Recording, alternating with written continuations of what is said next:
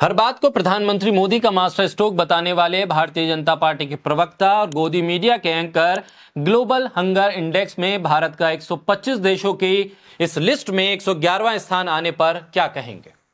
क्या इसे master stroke बताएंगे या इसे दुनिया की साजिश भारत के खिलाफ करार दे देंगे? विश्व गुरु बनने के चक्कर में देश भुखमरी में नेपाल, श्रीलंका, बांग्लादेश और पाकिस्तान से बहुत आगे निकल गया है। इजराइल का समर्थन करते करते पता ही नहीं चला कि हमारी थाली का अनाज कब खत्म हो गया। भूख ने हमला कर दिया। अब इसे कौन सा जिहाद या किसकी साजिश बताएंगे सुधीर चौधरी? आखिर भुखमरी के इन आंकड़ों को चुनाव से कैसे जोड़ेगी बीजेपी? कई गंभीर सवाल है। बोलता हिंदुस्तान पर मैं हूं आपके साथ फिरसा शाकिर अली बेग। कैसे इन भुखमरी के आंकड़ों को पीएम मोदी की ब्रांडिंग के साथ जोड़कर प्रचारित किया जाएगा? रिपोर्ट ऐसी है कि इसे मानने को तो मोदी सरकार तैयार होगी ही नहीं, क्योंकि एक ट्रैक रिकॉर्ड है अपनी नाकामी, अपनी गलती से मुंह छुपाने का, उसे न मानने का। जो रिपोर्ट भारत सरकार की आलोचना करे उसे इनकार कर दो, उसे साजिश बता दो। जिस रिपोर्ट में सरकार की कमियां उजागर हो रही हों उसके खिलाफ मोर्चा खोल दो, उस रिपोर्ट को भारत पर हमला बता दो। यही अडानी ने किया था, अब यही सरकार भी कर रही है, या यूं कह लें जो सरकार करती थी वही अडानी ने किया था। ग्लोबल हंगर इंडेक्स में भारत को 125 देशों की लिस्ट में 111वां स्थान मिला। भारत का नंबर पड़ोसी देश पाकिस्तान, नेपाल और बांग्लादेश से भी पीछे है। भारत हंगर इंडेक्स में 28.7 अंक ही स्कोर कर पाया। पिछले साल 2021 में 221 देशों की लिस्ट में 29.1 का स्कोर था भारत के पास और 107वां स्थान था। दो एनजीओ, आयरलैंड की कर्सन वर्ल्ड वाइड और जर्मन की वेल्थ हंगर लाइफ, इस बार इस रैंकिंग को उसने जारी किया। ग्लोबल हंगर इंडेक्स की 2023 की सालाना रिपोर्ट आ गई है।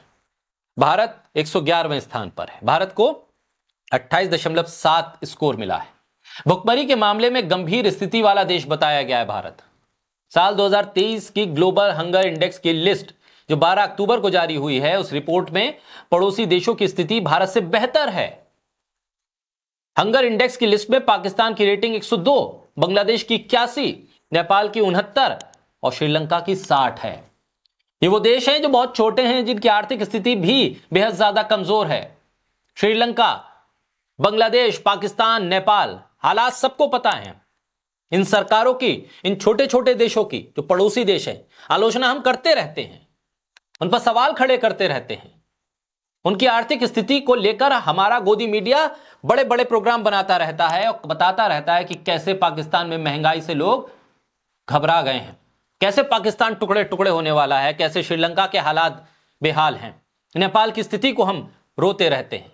लेकिन जब ग्लोबल हंगर इंडेक्स की लिस्ट आई तो इन तमाम देशों ने हमसे बेहतर करके दिखा दिया।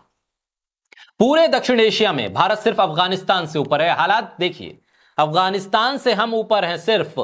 तालिबान शासित अफगानिस्तान 114वें स्थान पर है और हम 111वें स्थान पर।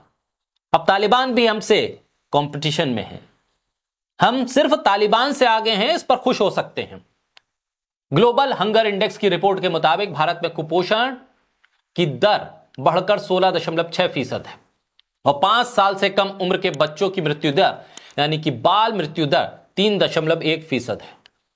इस रिपोर्ट ने बताया है कि भारत में 15 से 24 साल की महिलाओं में एनीमिया की दर बढ़कर 58% से ज्यादा हो गई है।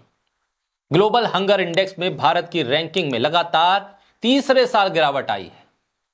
पिछले साल से 4 पायदान हम नीचे आ गए।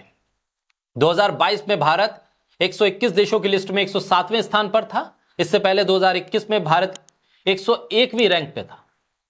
भारत सरकार ने ग्लोबल हंगर इंडेक्स 2023 की रिपोर्ट को गलत, भ्रामक बता दिया। होना था, क्योंकि सरकार की आलोचना। महिला एवं बाल विकास मंत्रालय, स्मृति ईरानी का मंत्रालय, उसने कह दिया है कि भारत की स्थिति को सही नहीं दर्शाया गया है, गलत आंकड़े हैं, भारत की छवि को खराब करने का प्रयास है।